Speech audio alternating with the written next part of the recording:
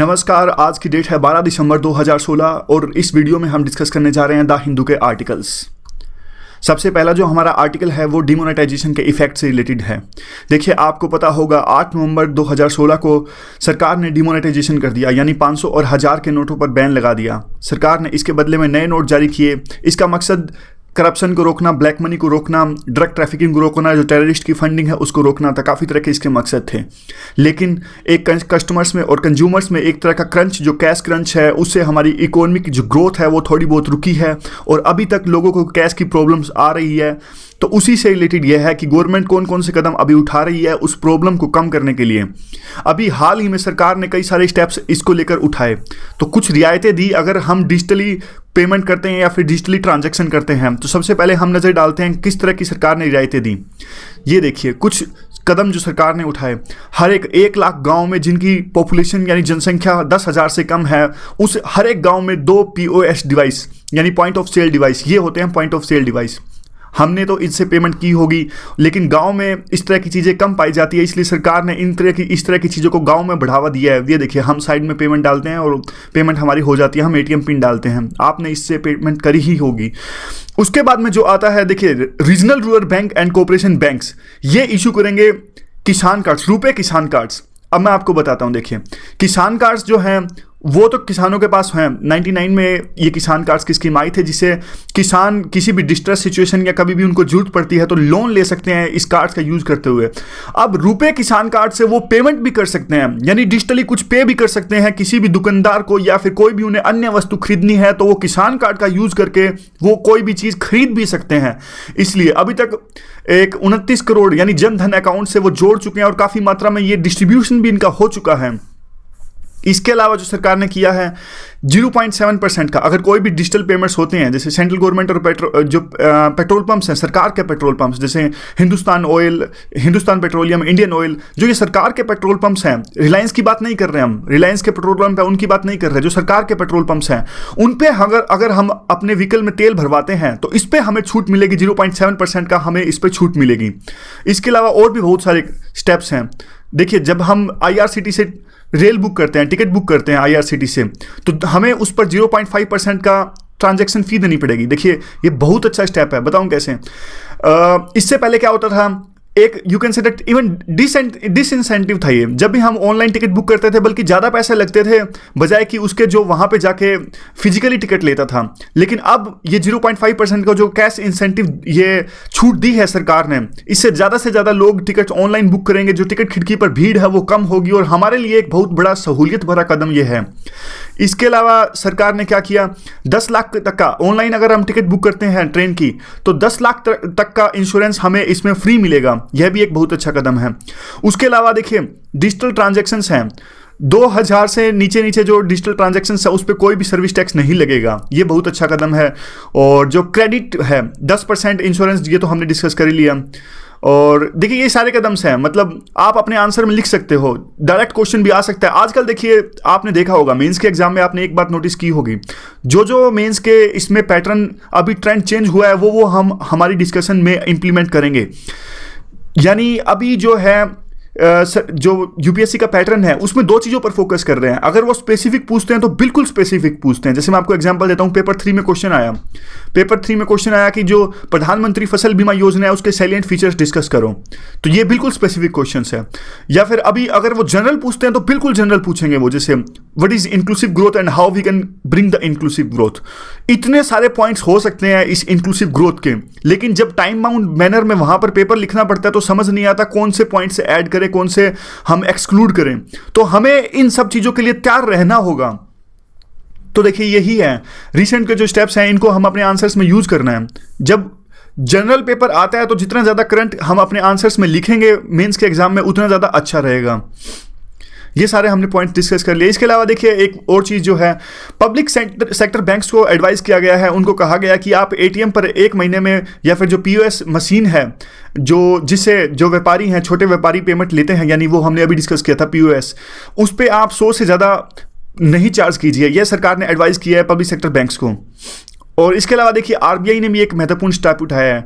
आप जब भी कोई ट्रांजैक्शन करते हैं तो आपको पता ही होगा ओटीपी यानी वन टाइम पासवर्ड आपके मोबाइल में आता है। तो आरबीआई ने क्या कि छोटी जब पेमेंट्स होती है यानी 2000 से नीचे उस पर ये ट्रांजैक्शन को आसान कर दिया गया, यानी ओटीपी पासवर्ड अब नहीं आएगा। इस तरह के प्रोविजन अब आरबीआई ने किए ताकि ट्रांजैक्शन आसानी से हो सके। अब देखिए हम सरकार साफ साफ जो है डिजिटल इकोनॉमी की तरफ बढ़ रही है, यानी कैशलेस इकोनॉमी की तरफ बढ़ रही है। हम इसके थोड़े एडवांटेजेस और डिसएडवांटेजेस डिस्कस कर लेते हैं। एडवांटेज तो सबसे बढ़िया यही है, देखिए अभी आपको पता ही होगा किस तरह की लाइनें अभी भी बैंकों के आगे लगी हुई हैं। तो जितने ज़्यादा ट्रांजैक्शंस डिजिटली होगा तो उतना ज़्यादा लोगों की परेशानियां कम होगी। अगर ज़्यादा से ज़्यादा दुकानदार शॉपकीपर्स अगर पैसे लेते हैं डिजिटली तो हम तो दे ही देंगे, आजकल सबके पास स्मार्टफोन्स उपलब्ध है, तो वो उनको कम परेशानियों का सामना करना पड़ेगा। तो यानी जो डिमोनेटाइजेशन के इफेक्ट्स हैं उसको कम करेगा ये सारा का सारा जो इंसेंटिवाइज सरकार कर रही है। दूसरा टैक्स, देखिए टैक्स से क्या फ़ायदा होगा। अब जितने ज़्यादा दुकानदार क्या होते हैं, हम आपको पता ही होगा वैट लगता है, स्टेट गवर्नमेंट वैट लगाती है और इसके अलावा सेंट्रल गवर्नमेंट भी बहुत सारे टैक्स लगाती है। तो सेल टैक्स मान लीजिए आप, ये भी इसके पास जाता है, स्टेट्स के पास जाता है। अब कोई भी हम चीज़ खरीदते हैं दुकानदार से, तो दुकानदार को एक टैक्स देना पड़ता है सरकार को। लेकिन होता क्या है, ना तो वो कोई स्लिप देता है दुकानदार हमें, शॉपकीपर छोटे दुकानदार जो होते हैं हमें किसी तरह का स्लिप नहीं देते। तो स्लिप नहीं देते तो वो आगे सरकार को दिखाते भी नहीं है, बहुत कम सेल वो सरकार को दिखाते हैं, बहुत कम सेल वो सरकार को दिखाते हैं, तो उनको बहुत कम टैक्स सरकार को देना पड़ेगा। अब जबकि ये ट्रांजेक्शन्स ऑनलाइन होंगी, डिजिटली होंगी, तो वो सरकार से छुपा नहीं सकेंगे। सरकार उनके खातों में छानबीन करेगी और कहेगी साफ साफ, देखिए आपकी सेल इतनी, आप झूठ बोल रहे हैं, आप इतना टैक्स दीजिए, आप पर फाइन लगेगा। तो ये इस तरह की चीज़ें हैं। दूसरे देखिए सब स्टैंडर्ड चीज़ें। होता क्या है, हम किसी दुकानदार के पास जाते हैं, अगर हम घर जाके उस चीज़ को खोलते हैं वो चीज़ अच्छी नहीं मिलती। आप कोई भी एग्जांपल ले लीजिए, आप किराना से मान लो आप भुजिया का पैकेट लेते हैं, भुजिया में आपकी कोई खराबी है, तो होता क्या है देखिए आप उसको वापस करना चाहते हो तो दुकानदार वापस नहीं करेगा। छोटा सा एग्जांपल है, वापस नहीं करेगा। आप कुछ भी अगर आप उस बात को लेकर कंज्यूमर कोर्ट में जाना चाहते हो तो क्या सबूत है आपके पास में, क्या सबूत है आपने उससे चीज़ ली है वो। लेकिन अगर आपने उसको ऑनलाइन पे किया है तो कम से कम वो रिसिप्ट दे या ना दे, आपके पास सबूत है कि मैंने इससे चीज़ खरीदी है, ये देखिए पेमेंट मैंने दी हुई है, तो आप कंज्यूमर कोर्ट में जा सकते हैं अपने राइट्स के लिए। तो इस तरह से बढ़िया काम ये होगा डिजिटल इकोनॉमी से। नो स्टीलिंग, देखिए साफ साफ फायदा ये है, आजकल क्या बैंक रोबरी ये सब चीज़ें जो होती हैं, घर में चोरी होती है, अगर सब कुछ डिजिटली हैंडल होगा तो सेठ लोगों को यानी जिनके पास ज़्यादा होते हैं उनको चोरी का डर नहीं रहेगा। इस तरह के क्राइम में भी लगाम लगेगी। हाइजीनिक, ये पॉइंट हमने पहले डिस्कस किया था, ठीक ठाक पॉइंट है, पेरिपल पॉइंट है, हम लिख सकते हैं। देखिए नोट होते हैं तरह तरह के लोगों के हाथों से जाते हैं, तो उसमें एक लेवल के बाद में काफ़ी जम्स जमा हो जाते हैं। तो ये डिजिटल इकोनॉमी से वो हमें नोट्स के जो जम्स के जो हैं उससे काफ़ी तरह के बैड इफेक्ट्स हो सकते हैं, डिजीज तो नहीं कह सकते हम, कुछ बैड इफेक्ट्स हो सकते हैं, तो उससे छुटकारा मिलेगा। काफ़ी पेरिपल पॉइंट्स हैं, लिखने के लिए हैं। मतलब देखिए कई बार डायमेंशन डालनी होती है तो एक डायमेंशन डाल दीजिए। और क्या है देखिए प्रॉब्लम है और भी काफ़ी चीज़ें हैं, जैसे रेवेन्यू है, रेवेन्यू जनरेट होगा इससे, मतलब अब रेवेन्यू ऐसे जनरेट होगा जितना ज़्यादा टैक्स अब ये लोग देंगे, शॉपकीपर सरकार को देंगे, तो सरकार के पास ज़्यादा से ज़्यादा पैसा आएगा, तो वही पैसा सरकार अब देश की डेवलपमेंट के लिए लगाएगी। देश के लिए डेवलपमेंट के लिए लगेगा, यानी हमारे लिए ही लगेगा वो पैसा। ये कंज्यूमर पॉइंट्स का पॉइंट, जो ये पॉइंट है हमने डिस्कस कर लिया कि हम अपने कंज्यूमर के राइट्स को असर्ट कर सकते हैं। ईज ऑफ डूइंग बिजनेस में आसानी, तो ईज ऑफ डूइंग बिजनेस की आसानी ये होती है, देखिए जितना ज़्यादा ये इकोनॉमी हमारी डिजिटलाइज होगी तो कैश हैंडल की प्रॉब्लम नहीं होगी, तो ज़्यादा ईज ऑफ डूइंग बिजनेस आएगा। इससे हमारी रैंक अभी पता होगा आपको काफ़ी एफर्ट्स के बाद में भी 130 रही थी। 130 इसलिए रही थी क्योंकि कुछ स्टेप्स जैसे जीएसटी, बैंक्रप्सी कोड वो हमने पास कर दिए हैं, लेकिन वो अगले साल के इंडेक्स में आएंगे, तो इससे ईज ऑफ डूइंग बिजनेस अच्छा होगा। एक पॉइंट यहाँ पे था, चेंज की प्रॉब्लम होती है, यानी खुले पैसों की प्रॉब्लम। जब भी आप जाते हैं तो आप 11 रुपये की चीज़ लेते हैं तो 9 रुपये वो खुला नहीं देते आपको, कई बार तो दुकानदार मना भी कर देते हैं कि नहीं हम नहीं बेचना चाहते। तो इससे अगर सब कुछ ऑनलाइन होगा, यानी पेटीएम से, मोबीविक से, फ्री रिचार्ज से, इन चीज़ों से आप पेमेंट कर रहे हो, तो डेफिनेटली जो चेंज की प्रॉब्लम समस्या से आपको गुजरना पड़ता है, इस तरह की समस्या से आपको नहीं गुजरना पड़ेगा। और करप्शन, देखिए करप्शन डेफिनेटली कम होगा इससे। अब जबकि कम कैश होगा तो कम करप्शन आपको लेना पड़ेगा। अब सरकारी कर्मचारी थोड़े ना कहेगा कि मुझे आप पेटीएम से पेमेंट कर दीजिए, एक साफ साफ सबूत हो गया, कल को कोई भी उनको पकड़ सकता है अगर वो ब्राइब डिजिटली लेने लगे तो जितना ज़्यादा हम पेमेंट्स डिजिटली करते हैं उतना ज़्यादा अच्छा है, उतना ज़्यादा करप्शन पे लगाम लगेगी, एक महंगाई पे भी रोक लगेगी। देखिए कैश से क्या होता है, एक ब्लैक इकोनॉमी जनरेट होती है। तो ब्लैक इकोनॉमी जनरेट होती है तो एक बबल क्रिएट होता है, बबल क्रिएट होता है महंगाई का। तो इसी से रियल एस्टेट के यानी मकानों के, घरों के दाम बढ़ते हैं। लेकिन अब सब कुछ डिजिटली रहेगा। यानी अब आप छोटा सा मैं आपको एग्जांपल देता हूं, घरों में देख लीजिए, छोटे लोकेशंस जो लोग आपने देखा होगा, यानी प्रॉपर्टी के बारे में थोड़ा भी जानते हैं, तो क्या होता है, रजिस्ट्री जो होती है, रजिस्ट्री होती है बहुत कम रुपए की होती है। क्यों? क्योंकि टैक्स को बचाने के लिए। एक्चुअल जो मार्केट प्राइस होता है उस जमीन का काफी ज्यादा होता है। ये सब होता क्यों है? आपने कभी इस बात को नोटिस किया? ये बात होता ही इसलिए है। देखिए, अब रजिस्ट्री आपने करवाई 10,000 की और उसकी कीमत है कम से कम 40 लाख। लेकिन अब जो 40 लाख से 10,000 के बीच का जो डिफरेंस है, ये पैसे आएंगे कहां से? ये ब्लैक इकोनॉमी का ही तो पैसा है। नहीं तो सरकार के पास तो सिर्फ जानकारी है कि आपके पास में 10,000 रुपए का मकान है, लेकिन असल में उसकी वैल्यू है 40 लाख रुपए। अब इस दोनों के बीच का डिफरेंस तो आप कैसे ही पूरा करोगे? यानी डिजिटली तो उस ट्रांजैक्शन से पूरा करोगे नहीं। तो इससे बाद में फिर इससे महंगाई बढ़ जाती है, मकानों के रेट बहुत बढ़ जाते हैं, तो इससे इन्फ्लेशन डेफिनेटली कम होगी। अब जो क्वेश्चन उठता है वो प्राइवेसी इश्यूज का है। यानी अब ये सिंपल सा देखिए, अब सारी ट्रांजैक्शंस आप ऑनलाइन करेंगे। आप छोटा सा एग्जांपल हमने पहले भी डिस्कस किया था, ये आप कुछ भी ले बेच रहे हैं तो ये सारा का सारा डेटा अब बैंक मिसयूज कर सकते हैं। या फिर आप छोटा सा एग्जांपल ले लीजिए, घर का एग्जांपल ले लीजिए, फैमिली का एग्जांपल ले लीजिए। आपको देखिए तमाम तरह के रिचार्ज करने पड़ते हैं, कई बार आपको अपने दोस्तों के भी रिचार्ज करने पड़ते हैं, और भी कुछ ऐसा खरीदना पड़ता है जैसे जो आप छुपाना चाहते हो। काफ़ी पर्सनलाइज्ड चीज़ें होती हैं, definitely you don't want those things to come out in open. तो अब होता क्या है, अब देखिए ये सारे तरह के आप रिचार्ज करते हो, अगर आपके घर में आपके पेरेंट्स, आपके कोई भाई बहन ये सारे देख लेते हैं तो आपकी प्राइवेसी काफ़ी हर्ट हो जाती है। आपने गर्लफ्रेंड बॉयफ्रेंड का रिचार्ज किया तो कोई देख लेगा, तो डेफिनेटली आप ये चीजें नहीं बाहर आना देना चाहते। और ये तो सिंपल छोटा सा एग्जांपल है, बहुत तरह के एग्जांपल, जैसे मेडिकली आप कोई मेडिसिन परचेज करते हो तो ये सारा डेटा ओपन आ जाए। तो कुल मिलाकर यही है वोलेटिलिटी इन इकोनॉमी। देखिए, यह कहा जाता है कि 2008 के रिसेशन से हम बचे क्योंकि हमारी इकोनॉमी बैंक से ना होकर कैश से बहुत ज्यादा प्रभावित थी उस टाइम पे। यानी हम कैश का ज्यादा यूज करते थे, इसीलिए हमारी इकोनॉमी बच पाई। अब ज्यादा से ज्यादा अगर हम डिजिटली ट्रांजैक्शंस का यूज करेंगे तो डेफिनेटली एक जो इनस्टेबिलिटी है हमारी इकोनॉमी वो भी बरकरार रहेगी। इसीलिए यूएस और यूके जो वेस्टर्न मार्केट्स हैं, इन पे 2008 के रिसेशन का ज्यादा असर हुआ था। इलिटरेसी, देखिए अभी भी हमारे समाज में, हमारे भारत में इतनी ज़्यादा इलिटरेसी है, लोग नहीं जानते डिजिटल ट्रांजैक्शंस का यूज करने। तो ये तो आप एक्सक्यूज नहीं दे सकते कि आप, अगर आपके पास पैसा नहीं है तो आप डिजिटली ट्रांजैक्शंस का यूज कीजिए। आप इंटरनेट पेनिट्रेशन को ही देख लीजिए। हम जानते हैं हमारे पास इंटरनेट है, हम देखिए शहरों में रहते हैं, बहुत सारे ऐसे गांव, उड़ीसा के गांव, झारखंड के गांव, छत्तीसगढ़ के गांव, असली जो इंडिया है आज भी गांव में बसता है। तो वहां इंटरनेट पेनिट्रेशन आज भी नहीं है, वहां ब्रॉडबैंड नहीं है। तो देखिए इसलिए पूर्णतः आप नहीं कर सकते, कैश की अभी भी जरूरत है। और इसके बाद जो सबसे बड़ा इशू तो सिक्योरिटी इशू है। आपको पता होगा 32 लाख डेबिट कार्ड्स का डेटा हाल ही में चोरी हुआ था।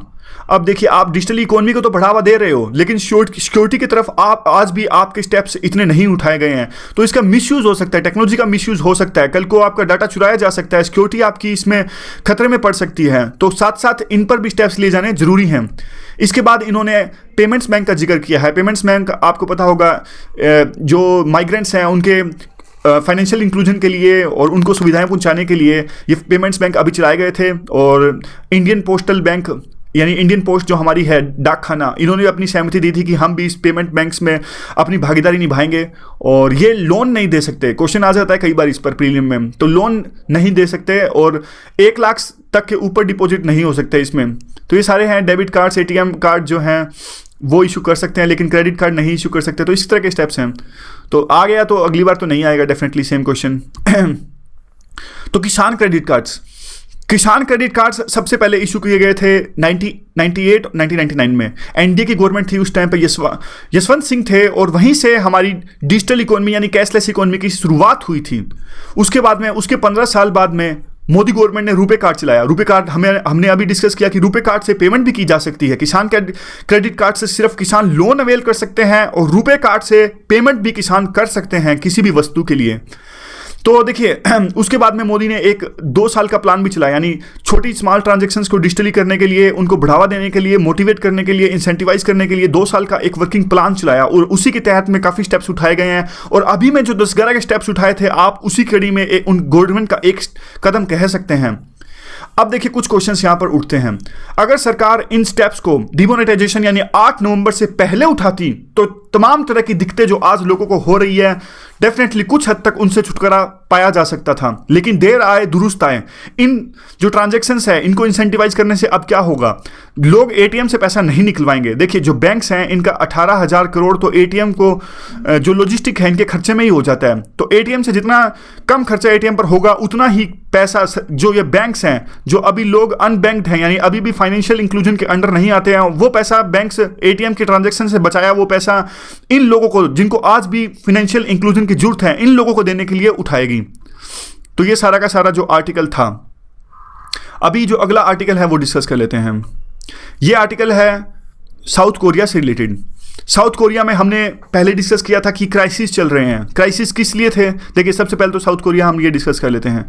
साउथ कोरिया की लोकेशंस यहाँ पर है, ऊपर नॉर्थ कोरिया, नीचे साउथ कोरिया, ईस्ट एशिया आप इसे कह सकते हैं, ये जापान है और काफ़ी महत्वपूर्ण एरिया ये है। प्रीलिम के दृष्टिकोण से काफ़ी क्वेश्चंस यहाँ पे आते हैं और देख लीजिए बॉर्डर कैसे लगता है इनका यहाँ पर, और जापान के साथ में यहाँ पे है, यहाँ पे येलो सी भी है यहाँ पे। तो ये सारे आप देख लीजिएगा, लोकेशन से आप थोड़ा थोड़ा देखते रहेंगे तो अच्छा रहेगा ताकि बाद में आपको एकदम से रट्टा ना लगाना पड़े। तो यहाँ पे अभी साउथ कोरिया की प्रेसिडेंट, ये देखिए यहाँ पर साउथ कोरिया की प्रेसिडेंट है। ये साउथ कोरिया के बारे में थोड़ी सी इन्फॉर्मेशन है, WTO के मेंबर है, इस तरह की इन्फॉर्मेशन ज़्यादा इंपॉर्टेंट वैसे नहीं है। ये पाक ग्यून ही, ये अभी इनकी साउथ कोरिया की प्रेसिडेंट है और इनका इम्पीचमेंट किया गया है, करप्शन के चार्जेस इन पर लगे थे, तो इसी से रिलेटेड ये आर्टिकल है। तो देखिए उनकी अंदरूनी राजनीति का ये एक हिस्सा है, तो हमारे लिए इतना महत्वपूर्ण सर्टेनली नहीं है, लेकिन still some of the few things which are important we are going to discuss now. What are those things? देखिए किस लिए हुआ ये। जो इनकी प्रेसिडेंट की मैं आपको थोड़ा सा बताता हूँ। प्रेसिडेंट की एक दोस्त थी, दोस्त का नाम हमारे लिए महत्वपूर्ण नहीं है, उनकी एक फ्रेंड थी, उन्होंने इनका दोस्ती का फ़ायदा उठाते हुए यानी प्रेसिडेंट के साथ दोस्ती का फ़ायदा उठाते हुए कुछ कंपनी से पैसा एक्सटोर्ट किया। एक्सटोर्शन मनी आपको पता ही होगा, जो गैंगस्टर वगैरह मुंबई में अंडरवर्ल्ड के लोग एक्सटोर्शन मनी लेते हैं, यानी आप हमें पैसा दीजिए, साफ साफ धमकी होती है, नहीं तो हम कुछ ऐसे स्टेप्स उठाएंगे जिससे आपके इंटरेस्ट हर्ट होंगे। तो इस तरह से इन पर करप्शन के चार्जेस लगे कि इन्होंने अपनी दोस्त के थ्रू ऐसा करवाया और इसके बाद में इनका इम्पीचमेंट हुआ। ज़्यादा इंपॉर्टेंट आर्टिकल नहीं है, बस आपको इतना पता होना चाहिए कि इम्पीचमेंट इनका हो गया है। उसके बाद में अगले आर्टिकल हम डिस्कस कर लेते हैं। देखिए ये आर्टिकल मोदी पॉलिसी से रिलेटेड है। यहाँ पर ये आर्टिकल हम डिस्कस करने जा रहे हैं, मोदी की फॉरेन पॉलिसी से रिलेटेड है। काफ़ी इंटरेस्टिंग आर्टिकल ये है। सबसे पहले इसमें क्या है देखिए, यहाँ से देखते हैं। पिछले दिनों शुरू में ये अपने यूएस के साथ में जो अभी रिलेशनशिप अच्छी हो रही है उसके बारे में डिस्कस कर लेते हैं। हाई प्रोफाइल विजिट्स काफ़ी हुई हैं यूएस और इंडिया के बीच में। मोदी ने यूएस की पार्लियामेंट को एड्रेस किया वहाँ पे, तो उन्होंने कहा कि एक ज़रूरत है, मतलब उन्होंने सपोर्ट किया एक बेटर रिलेशनशिप यूएस के साथ में सपोर्ट किया और उन्होंने कहा कि we are committed to enhance the relationship with the US. उसके बाद में सुषमा स्वराज ने भी ऐसी ही स्टेटमेंट दी, उन्होंने कहा कि हमारी प्रायोरिटी है यूएस के साथ में रिश्ते सुधारना। देखिए इसकी शुरुआत हुई थी अटल बिहारी के टाइम में ही, 1998 से 2004 के बीच में जब अटल बिहारी वाजपेयी सत्ता में थे, तब से हमारे रिलेशनशिप यूएस के साथ में अच्छे होने शुरुआत हो गए हैं। अच्छे यानी उसकी शुरुआत तभी से हुई थी। नैम से लेके आज यानी नॉन अलाइन मूवमेंट, तब हम किसी भी पावर के साथ में नहीं थे, ना यूएसए के साथ में ना यूएसएसआर के साथ में। उसके बाद से आज तक हमने काफ़ी दूरी तय कर ली है, काफ़ी आगे तक हम आ गए हैं, यानी पुरानी जो हमारे बीच में मतभेद थे उसको भूल के हमने काफ़ी लंबा सफ़र उसके बाद में तय कर लिया है। काफ़ी मैरीटाइम एक्सरसाइजेज यानी हम साउथ चाइना सी में इंडिया, जापान, ऑस्ट्रेलिया, यूएस के साथ में मालाबार एक्सरसाइजेज भी जिसको कहते हैं, पहले जापान के साथ में स्टार्ट हुई थी, वो कर रहे हैं। लिमोआ हमने अभी यूएस के साथ में साइन किया है। प्रवासी भारतीय दिवस भी हम 2004 में वाजपेयी की गवर्नमेंट में ही स्टार्ट हुआ था। तो थोड़ा इसका बैकग्राउंड भी डिस्कस कर लेते हैं, क्या इसका बैकग्राउंड है। ये देखिए यूएस और इंडिया का थोड़ा सा बैकग्राउंड, ज़्यादा नहीं, ज़्यादा डिटेल में हम नहीं जाएंगे। देखिए हम शुरू में 1947 से हम यूएस के साथ में हमारे रिलेशनशिप कैसे थे, तब तो देखिए यूएस इतना ज़्यादा इंटरफेयर नहीं करता था। एक डॉक्ट्रिन था उनका जिससे वो उन्होंने आइसोलेशन की पॉलिसी अपनाई हुई थी और हम कॉलोनी थे, ब्रिटिशर्स की कॉलोनी थे तो हमारे पास में ज़्यादा इंडिपेंडेंस भी नहीं थी किसी दूसरे देश के साथ में अपनी फॉरेन पॉलिसी चलाने के लिए। लेकिन 1893 में स्वामी विवेकानंद ने एक बहुत ज़बरदस्त स्पीच दी थी यूएस के पार्लियामेंट में। आप ये स्पीच यूट्यूब पर देख सकते हैं, बहुत अच्छी स्पीच ये है। तो उस टाइम से यूएस हमारे बारे में जानने लगा कि हम कितना स्पिरिचुअल हमारा कंट्री है। तो इस बारे में उसके बाद में देखिए हमारा देश आज़ाद हुआ 47 के बाद में। जब हमारा देश आज़ाद हुआ तो देखिए हमारे पास नई नई आज़ादी आई थी, तो हम चाहते थे कि हम जो कोल्ड वार चल रहा था उस टाइम पे यूएस के बीच में और यूएसएसआर के बीच में, हम नहीं चाहते थे कि हम किसी भी धड़े में जाएं, क्योंकि इससे हमारा नुकसान हो जाता है। तो हमने एक नॉन अलाइनमेंट की मूवमेंट हमने पॉलिसी अपनाई कि हम किसी भी धड़े में नहीं जाएंगे, हम इंडिपेंडेंट हमारी पॉलिसी अपनाएंगे। तो यह बात यूएस को अच्छी नहीं लगी, उन्होंने कहा कि हम अपॉर्चुनिस्ट हैं। यह बात यूएसएसआर को भी अच्छी नहीं लगी थी। लेकिन देखिए असल में हमारी पॉलिसीज कुछ ना कुछ जो यूएसएसआर के पक्ष में वहां पर ज़्यादा थी और यूएस से हम डिसफेवर में थे। उसके काफ़ी सारे रीजंस हैं। और देखिए हमारा जो उसके बाद में जब नॉन अलाइनमेंट मूवमेंट थी और हम यूएसएसआर का सपोर्ट कर रहे थे, देखिए ये वर्ल्ड हिस्ट्री में हम ज़्यादा नहीं जाऊंगा क्योंकि मैं कुछ भी फैक्ट आपको बता दूंगा आपको पता ही नहीं लगेगा। 1956 में एक यूएसएसआर ने हंगरी में अटैक किया था। तो उसके बाद से देखिए और भी बहुत सारी ऐसी चीज़ें हुई थी। जो भी कश्मीर से रिलेटेड यूएस कोई रेजुलेशन लाता पाकिस्तान के लिए तो यूएसएसआर उसको वीटो कर देता था। तो कहने के लिए हमारे पास वो एक नॉन अलाइनमेंट की पॉलिसी थी, लेकिन फिर भी हम यूएसएसआर के साथ में ज़्यादा थे। लेकिन आपको याद होगा 1971 में हमने एक ट्रीटी भी साइन कर ली थी, फ्रेंडशिप ट्रीटी यूएसएसआर के साथ में। और ये देखिए उसके बाद में क्या हुआ, 1962 में हालांकि चाइना के साथ में हमारा वार हुआ। और उस टाइम पे दो चाइना थे। देखिए उस टाइम पे दो चाइना थे। एक चाइना जो असल चाइना KMT की गवर्नमेंट थी वो थी ताइवान में चली गई थी। वो तब तक यूएस था जो ताइवान की जो गवर्नमेंट थी उसी को असली चाइना मानता था।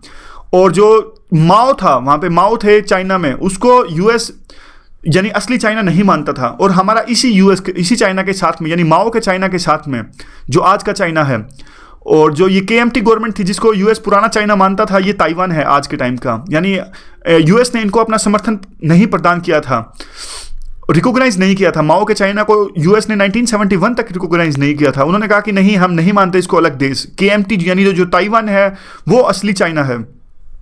तो हमारा 1962 में चाइना के साथ में लड़ाई हुई। तो ऐसा कहा जाता है कि हमने मदद की गुहार लगाई यूएस ने, और यूएस ने मदद प्रोवाइड करने का भरोसा दिया और यानी अपने जो एयरक्राफ्ट वगैरह हैं वो भेज भी दिए थे। इसी बीच यूनिलेटरल सीज फायर साइन किया चाइना ने। तो डेफिनेटली एक अच्छा स्टेप था यूएस के साथ में। लेकिन फिर भी हम उसके बाद में दो धड़ों में पाए गए। क्यों? क्योंकि देखिए पाकिस्तान के साथ जो यूएस के रिलेशंस थे वो काफ़ी अच्छे हो गए थे और हमारी पाकिस्तान के साथ रिलेशन कभी भी अच्छे नहीं हैं। इवन 1965 के वार में भी यूएस ने पाकिस्तान की फेवर की थी, इसीलिए इन्होंने अपनी एड प्रोवाइड की पाकिस्तान को, इसीलिए इनके रिलेशन पाकिस्तान के साथ ज़्यादा अच्छे। तो ये बैकग्राउंड है। तो कैसे कैसे हमेशा से हमारे रिलेशंस इनके साथ में अच्छे नहीं रहे हैं। तो उसके बाद में देखिए क्या हुआ। उसके बाद में चलते चलते हम पहुंचे यूएसएसआर के साथ डिसइंटीग्रेशन हो गया 1991 में। यूएसएसआर का विघटन हो गया, 15 टुकड़ों में ये डिवाइड हो गया। तो अब देखिए अब जो रसिया आया, रसिया के साथ में हमारे रिलेशंस उतने अच्छे नहीं रहे जितने यूएसएसआर के साथ में थे। इसी बीच में हमने न्यूक्लियर बम जो है वो टेस्ट किया 98 में। 1998 में हमने अपना परमाणु बम बनाया। तो यूएस ने हमारे ऊपर काफ़ी सैंक्शंस लगाए, लेकिन यूएस का यूटर्न आया चाइना के उभार को देखते हुए। देखिए चाइना उस टाइम पे बहुत उभर रहा था और यूएस से चाहता था कि चाइना को काउंटर करने के लिए, उसको बैलेंस करने के लिए इंडिया का साथ जरूरी है। इसलिए इवन न्यूक्लियर टेस्ट करने के बाद में भी उन्होंने इतने गंभीर सैंक्शंस हम पर नहीं लगाए। तो उसके बाद तो देखिए हमने पीछे मुड़कर नहीं देखा। हमारी 2005 में हमने सिविल न्यूक्लियर एग्रीमेंट यूएस के साथ में ये साइन किया और अभी देखिए बढ़ते बढ़ते हमारे रिलेशंस इतने ज़्यादा हो गए हैं। एशिया टू पिवट पॉलिसी में हमने यूएस का साथ देने का वादा किया और जो हमारी दूसरी पॉलिसीज़ हैं लिमोआ साइन किया और 100 बिलियन का हमारा अभी यूएस के साथ में ट्रेड है। तो ये सारे हमारे रिलेशंस बढ़ रहे हैं। देखिए उसके बाद में क्या है, उसके बाद में जो आर्टिकल लिखने वाले कहते हैं कि गुजराल डॉक्ट्राइन में, इवन गुजराल डॉक्ट्राइन में हमने यही बात की, यानी यूएस के साथ रिलेशन से हम आगे बढ़ गए हैं। गुजराल डॉक्ट्राइन में गुजराल ने कहा कि देखिए इस बात पर बल दिया गया कि हम हमारे नेबर्स को सिर्फ देने में विश्वास करेंगे, हम उनसे लेने में विश्वास नहीं करेंगे। देखिए बांग्लादेश, नेपाल, भूटान हमें क्या दे सकते हैं, तो हम कम से कम उनको देंगे तो हमारे साथ उनके रिलेशंस अच्छे रहेंगे। तो उन्होंने इस बात पर बल दिया कि हम इनको सिर्फ देने में विश्वास करेंगे और उनके साथ अच्छे संबंध में विश्वास करेंगे। कुछ ऐसा नहीं कि हम आपको इतना दे रहे हैं तो आप भी हमें दीजिए, इनके साथ हम ऐसी बात नहीं कंसीडर करेंगे।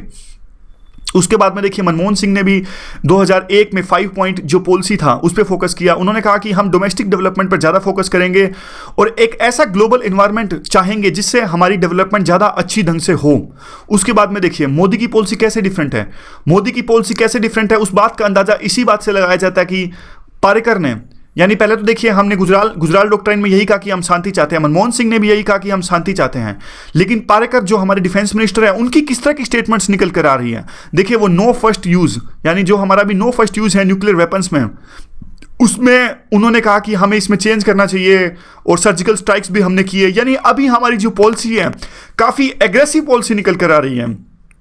यानी जो मोदी सरकार की पॉलिसी है हर एक मोड़ पर एक सरप्राइज का एलिमेंट दे रही है, हमें चौंका रही है। यानी सरकार अभी हर एक चीज़ ऐसे उठा रही है कि हम उसको एक्सपेक्टेड नहीं मानते। यानी हमारी फॉरेन पॉलिसी में वो चीज़ें पहले एक्सपेक्टेड नहीं थी। कुछ एग्जांपल्स इसका ले लेते हैं। देखिए मोदी चुने जाने के बाद चाइनीज़ प्रेसिडेंट हमारे गुजरात में आए और किस प्रकार उनका स्वागत किया गया। ये आपको याद होगा बापू के, वहाँ पे एक नदी के किनारे और बापू के आश्रम में वो कैसे मोदी और जी जिनपिंग बैठे थे। तो यह एक अच्छी शुरुआत थी, जैसे किस तरह से रिलेशनशिप अच्छे बढ़ाए जा सकते हैं। इवन बराक ओबामा हमारे रिपब्लिकन डे में चीफ गेस्ट बने और मोदी उसके बाद में एक लाहौर में, पाकिस्तान में लाहौर की विजिट पर गए। यह भी काफ़ी सरप्राइजिंग था। उसके बाद में हमारा रिलेशनशिप यूएस के साथ में काफ़ी प्रगाढ़ हो गए हैं। नैम से हम दूर जा रहे हैं। मोदी ने नैम का समिट भी अटेंड नहीं किया था। बांग्लादेश के केस में हमें बहुत ज़बरदस्त सक्सेस मिली। देखिए मोदी ने विरोध किया था, जब मोदी सत्ता में नहीं थे तो उन्होंने LBA यानी लैंड बॉर्डर एग्रीमेंट का विरोध किया था बांग्लादेश के साथ में, लेकिन उसी बांग्लादेश के साथ में हमने एक successfully land border agreement sign किया और अभी हमारे देश के बांग्लादेश के साथ संबंध काफ़ी अच्छे हो गए हैं। लेकिन इजराइल के साथ उन्होंने अभी तक विजिट नहीं की है और इजराइल, मोदी हमेशा से देखिए इजराइल को अपना दोस्त बताते रहे हैं और उन्होंने काफ़ी मिडिल ईस्ट कंट्रीज़ के जैसे UAE, सऊदी अरेबिया, इनकी विजिट कर ली है। इवन जो इजराइल का धुर विरोधी है ईरान, उसकी विजिट पर भी मोदी चले जा चुके हैं, लेकिन इजराइल की विजिट पर अभी तक नहीं गए हैं। उसके बाद में आर्टिकल लिखने वाले डिस्कस करती हैं कि हमारे रिलेशंस पाकिस्तान के साथ में कैसे एक न्यू रेड लाइन्स और एक सरप्राइजिंग एलिमेंट्स हमारी पॉलिसी पाकिस्तान के साथ में। देखिए सबसे पहले जब मोदी ने सत्ता ग्रहण की, स्वीरिंग इन सेरेमनी में Modi invited all the countries from the SAARC and Nawaz Sharif also came in that ceremony and from that it was a great signal that we want to enhance our relationship with the Pakistan and Modi wants to improve the relationship with the Pakistan. उसके बाद में क्या हुआ, कश्मीर पर बातचीत की शुरुआत हुई और देखिए पाकिस्तान ने क्या किया। पाकिस्तान के जो हाई कमिश्नर हैं और हमारे साथ कश्मीर के मुद्दे पर बातचीत से पहले उन्होंने सेपरेटिस्ट को बुलाया। सेपरेटिस्ट, ये देखिए मीर वाइस फारूक इनका नाम है, और सेपरेटिस्ट को बुलाया और हम इस बात पर, हमें ये बात अच्छी नहीं लगी क्योंकि देखिए कश्मीर हमारा इंटरनल मुद्दा है, हम इसे अपने आप से सुलझाएंगे और पाकिस्तान का सेपरेटिस्ट के साथ बात करना ये डेफिनेटली हमारी जो इंटरनल मैटर्स है उसमें दखल है। हमने इस बात को बिल्कुल भी सही मायनों में फेवर के रूप में या फिर किसी भी पॉजिटिवनेस के रूप में नहीं लिया। उसके बाद में देखिए एक इंडिया पाकिस्तान की जो बातचीत थी उसमें मतलब रुक गई, यानी बातचीत बंद हो गई। फिर दोबारा UFA का समिट हुआ, रशिया में UFA में समिट हुआ SCO का, और ब्रिक्स बीच में साथ में था। हमने यानी नवाज शरीफ ने और मोदी ने फिर से बातचीत की। ठीक है भाई, कोई बात नहीं, सुलझा लेते हैं, बातचीत से हर बात को सुलझाया जा सकता है। लेकिन पाकिस्तान ने, उसके बाद में क्या हुआ, उसके बाद में मोदी पाकिस्तान की सरप्राइज विजिट पर भी गए लाहौर में। यानी मोदी गए पाकिस्तान की विजिट पर उनके जन्म दिवस पे। पूरी इंडिया को, ना सिर्फ इंडिया को, पूरे वर्ल्ड को मोदी ने चौंका दिया। यह मोदी की तरफ में एक बहुत महत्वपूर्ण स्टेप था रिलेशन से इंप्रूव करने के लिए। लेकिन पाकिस्तान ने फिर से हमारी पीठ पर छुरा घोंपा। पठानकोट पर अटैक हुआ। पठानकोट पर अटैक हुआ तो देखिए उसकी अभी मामला सुलझा ही नहीं था। पाकिस्तान ने भरोसा दिलाया कि हम इस अटैक को सुलझाएंगे, इसका इन्वेस्टिगेशन करेंगे, और इंडिया ने कहा ठीक है, हम आपके साथ रिलेशंस अभी भी अच्छा ही रखते हैं। पाकिस्तान ने फिर हमें धोखा दिया। क्रॉस बॉर्डर टेररिज्म को सपोर्ट करते हुए पाकिस्तान ने यूरी में अटैक करवाया, तो हमने इस बात का जवाब दिया। देखिए अब इंतहा की हद हो गई। हमने यूरी में सर्जिकल स्ट्राइक्स किए और हमने इस बात का, रेड लाइंस जो पाकिस्तान ने क्रॉस की, हमने मुंह तोड़ उसका जवाब दिया। उसके बाद में क्या हुआ, उसके बाद में देखिए सीज फायर हुआ।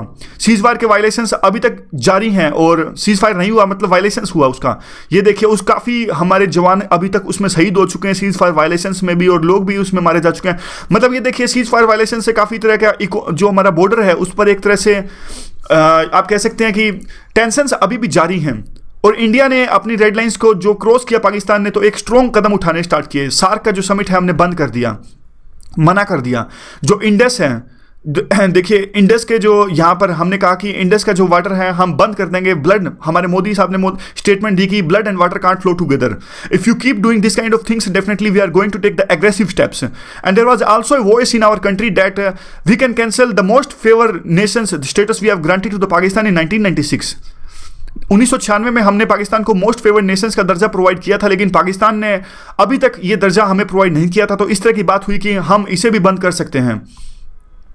तो अब देखिए, ये कहने का मतलब, यानी राइटर ने अभी तक यह प्रूव किया कि हमारी जो पॉलिसी है, मोदी की फॉरेन पॉलिसी है, काफ़ी अनप्रेडिक्टेड है। तो अब ये बात कहते हैं, अब यानी क्रिटिसिज्म आप इन पॉइंट्स को ले लीजिए। ये कहते हैं कि अभी देखिए एलाइज एंड एडवर्सरीज हैं, यानी जो भी हमारे दुश्मन या दोस्त होते हैं, अभी तक तो हमारी पॉलिसी अनएक्सपेक्टेड है, लेकिन काफ़ी टाइम बाद वो हमारी फॉरेन पॉलिसी को समझ जाते हैं। जो अनएक्सपेक्टेडनेस का एलिमेंट होता है वो एक्सपेक्टेडनेस का समझ लेते हैं। वो उनको पता लग जाता है कि अब ये कुछ ऐसा ना ऐसा कुछ अनएक्सपेक्टेड करेंगे, यानी वो अपने आप को उसी अनुसार ढाल लेते हैं। दूसरा जो पॉइंट निकलता है कि जो चाइना और पाकिस्तान है, जो हमारी एनिमी कंट्रीज़ हैं, ये एक लेवल के बाद में जो हम एग्रेसिव पोस्चर्स हम अपना रहे हैं, तो वो भी चुप नहीं बैठेंगे, यानी इससे तो टेंशन्स बढ़ेंगी, यानी चाइना और पाकिस्तान और ज़्यादा एग्रेसिव हो जाएंगी, तो इससे ज़्यादा टेंशन्स हमारे बॉर्डर कंट्रीज के साथ बढ़ेंगी, और ऐसा इंडिया कभी नहीं चाहता। इसके बाद में कहते हैं कि जो सर्जिकल स्ट्राइक्स हैं, यानी सर्जिकल स्ट्राइक्स के बाद में भी कुछ इस तरह का सुधार नहीं देखने को मिला, और हमारे जवान उसके बाद में भी काफ़ी सुधार हुए, और पाकिस्तान नहीं संभल रहा है। और उसके बाद में पाकिस्तान को देखिए, हमने एक आइसोलेट करने की जो पॉलिसी अपनाई हुई है, उसमें भी कुछ सुधार देखने को नहीं मिला। चाइना के साथ में पाकिस्तान की दोस्ती प्रगाढ़ है, और इवन रशिया के साथ में भी अब पाकिस्तान के संबंध सुधर रहे हैं। यानी पाकिस्तान की लोकेशन ही ऐसी है कि सारे के सारे देश उनके साथ में दोस्ती बिगाड़ कर नहीं रख सकते। तो हमारे एफर्ट्स में, राइटर कह रहे हैं, हमारे एफर्ट्स में इतना ज़्यादा इसका फ़ायदा देखने को नहीं मिला। उसके बाद में ये कहते हैं कि जो अनप्रेडिक्टेबल पॉलिसी है वो उस एनवायरनमेंट में ज़्यादा अच्छे से बिहेव करती है जब सब कुछ प्रेडिक्टेबल हो। यानी बाकी जब जो वर्ल्ड का सिनेरियो है वो प्रेडिक्टेबल है, लेकिन आपका, यानी आपकी फॉरेन पॉलिसी अनप्रेडिक्टेबल है। लेकिन फिलहाल तो देखिए वर्ल्ड में पहले ही कैओस है। ट्रंप के चुने के बाद में अब पता नहीं वो कैसी पॉलिसीज अपनाएंगे। यह भी कहा जा रहा है कि उनकी पॉलिसीज भी अनप्रेडिक्टेबल रहेंगी मोदी की पॉलिसीज के अनुसार ही। मतलब नहीं, वो अपनी अलग पॉलिसी अपनाएंगे, लेकिन इनके समान ही। और कई देशों में देख लीजिए आप, ईयू में देख लीजिए और ट्रंप का देख लीजिए, काफ़ी अनएक्सपेक्टेड रिजल्ट्स अभी देखने को आ रहे हैं। और ब्रिटेन यूरोपियन यूनियन से अलग हो गया है, और इटली भी, अभी यह भी संभावना है कि इटली भी अलग हो जाएगा। इटली के अलग होने के बाद में फ्रांस और जर्मनी यह डोमिनेट कर सकते हैं, ये दोनों डोमिनेट कर सकते हैं। तो देखिए ईयू में एक नई तरह का या पावर सेंटर्स उभर कर आएंगे। जर्मनी तो वैसे अभी भी देखिए पावर सेंटर ही है। और ये लास्ट में एडवाइस देते हैं कि हमें हमारी फॉरेन पॉलिसी को बहुत ही केयरफुली क्राफ्ट करने की आवश्यकता है, क्योंकि वर्ल्ड का जो सिनेरियोज है वो कैओस से भरा हुआ है। ये सारा इनका आर्टिकल था। तो इससे रिलेटेड एक क्वेश्चन बनता है, देखिए ये क्वेश्चन आप सोल्व कीजिए। जो पहला क्वेश्चन वो भी नहीं बताया ना मैंने आपको, हाँ ये देख लीजिए। पहला क्वेश्चन आप बताइए, कुछ हमने ड्रॉबैक्स डिस्कस किए डिजिटल इकोनॉमी के, तो आप बताइए कि डिजिटल इकोनॉमी से किस तरह के ड्रॉबैक्स हो सकते हैं या फिर किस तरह के चैलेंजेस। तो इस क्वेश्चन को आप दो पार्ट्स में डिवाइड कीजिए, एक क्या क्या चैलेंजेस हैं और क्या क्या डिजिटल इकोनॉमी की ड्रॉबैक्स हैं। तो ये पहला क्वेश्चन आपका ये है। दूसरा क्वेश्चन आपका ये है कि the next few years will require more of that imagination from the Modi's government as it seeks to define the India's position in the world where a dose of dependability may be at more of a premium than the before. Comment, इस पर आपको comment करना है। तो ये question आपको करना है, दो क्वेश्चन आपको करने हैं, एक challenges drawbacks of the digital economy और दूसरा क्वेश्चन ये। सो आज की डिस्कशन में इतना ही। Thanks very much for listening.